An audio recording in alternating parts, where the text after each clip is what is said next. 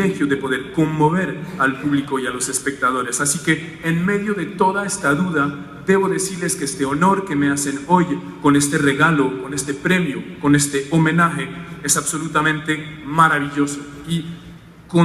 refuerza de alguna manera mi confianza en mis decisiones, en el itinerario que he decidido escoger. Me hace entender que tal vez la ruta que he tomado sí tiene sentido y que mis decisiones artísticas también tienen sentido.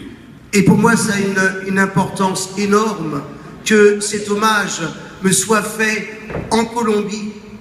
sur le continent sud-américain, parce que je sais qu'il y a une tradition en Europe et particulièrement en France que certains acteurs doués, bien sûr, prometteurs, reçoivent à un moment donné de leur carrière une sorte de consécration en étant reconnus de l'autre côté de l'Atlantique.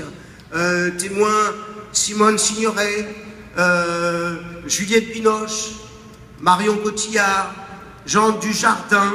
et que effectivement d'avoir la reconnaissance d'un public outre-Atlantique, c'était quelque chose de très positif pour les comédiens, c'était possiblement que tout leur travail soit crédité. Or, pour moi, c'est beaucoup plus important, plutôt que de recevoir la reconnaissance d'Hollywood, des États-Unis, que mon travail soit scellé par cette reconnaissance d'un Oscar, par l'industrie du cinéma, par quelque chose qui représente pour moi le commerce frénétique du marché de l'art. C'est bien plus agréable et beaucoup plus, ça me ressemble beaucoup plus finalement d'être récompensé ici en Colombie, qui est un pays qui a un passé complexe, qui a des couches d'histoire, qui est un pays absolument bigarré, qui a une histoire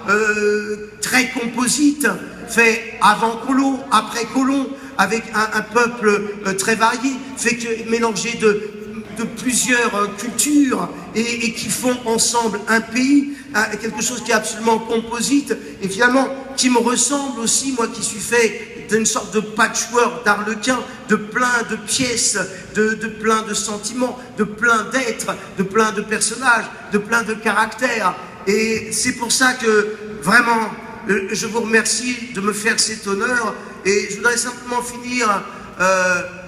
par émettre une pensée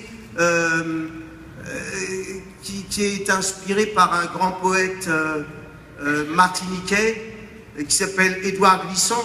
que j'avais rencontré à Paris à l'occasion de l'élection d'Obama. Il avait écrit un texte en s'adressant à Obama et en le priant